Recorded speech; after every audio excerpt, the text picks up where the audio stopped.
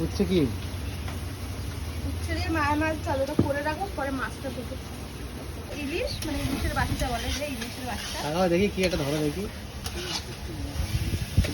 ধরো ধরো ঠিক করে, ঘুরাচ্ছে কেন? হ্যাঁ মাছ এখনো জ্যান্ত। তুমি এদিকে, ইলিশের বাচ্চা, তুমি এদিকে চলো। এটা হচ্ছে তেলাপিয়া আছে আর তেলাপিয়া কি ইলিশ? এটা বাবা ইলিশ না ছোট ইলিশ? বাচ্চা ইলিশ, বাচ্চা ইলিশ। দিয়াইকে ইলিশ খাওনি? খেয়েছি, সে তো বিশাল বড় বড়। তাহলে ওর বাচ্চা বাচ্চা তোমার কি বলো? কিছু তুমি না, না বড় এই বাচ্চা ইলিশের প্রাইসটা কত? এটা আমরা খাবো, তাই তো আজকে আজকে আর আমাদের খাবো, not for customer, not for sale. Not for sale.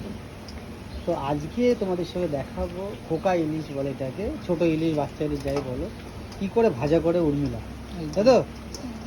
পেঁয়াজে ভাজা হচ্ছে এখন। প্রথমে হলুদ আর লবণ লাগিয়ে গরম তেলেতে চলে যাচ্ছে। আর এই খোকা ইলিশ ভাজা দিয়ে আরে একটা লঙ্কা হবে, কাঁচা লঙ্কা, ওটা ভাত হবে। তুমি কি ভাবছিলে? এই গরমে অন্য কিছু ভাবতে পারো, ঠান্ডা জল ফল, কিন্তু ওটা আমরা খাই না, ভদ্র ছেলে।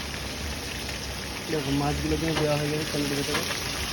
আমাদের তো মাছগুলো একটু সাবধানে ভাজতে হয়, ছিটকাতে পারে এটা। ভেঙে না। হ্যাঁ, এই মাছটা কিন্তু ভীষণ নরম নরম। তো এক এক করে কিন্তু মাছ ভাজা চলছে। কী করে মাছ ভাজা হয় সেটা ওদের সঙ্গে একদম পুরো 0 পয়েন্ট থেকে শেয়ার করছি। উর্মিলার হাতের খোকা ইলিশ মাছ ভাজা। তা এখন এক পিঠ ভাজা হয়ে গেছে, আর এক পিঠ উল্টে দেওয়া হচ্ছে, তাই তো উর্মি? উল্টানো যাবে এখন? আলতো হাতে উল্টাতে হবে, নাহলে উল্টে যাচ্ছে। অনেক খোকা ইলিশ, ও বাচ্চা ইলিশ। ওই পাশে দুটো উল্টাবে না উর্মি? উল্টাও। এই মাছটা কিন্তু খুব পেঁয়াজে ভাজতে হয়, বুঝতে পারছি, ভীষণই নরম। মাছ নরম হয় না, মাছ ছোট করাই বলে এরকম। মাছ ভাজা দেখতে পাচ্ছ, মাছ নেমে যাচ্ছে, মচমচে মচমচে হয়ে গেছে। বুঝলি কি ফুলে যাচ্ছে কেন মাছ? এরকম এত বড় আস্ত রয়েছে কেন ভাই?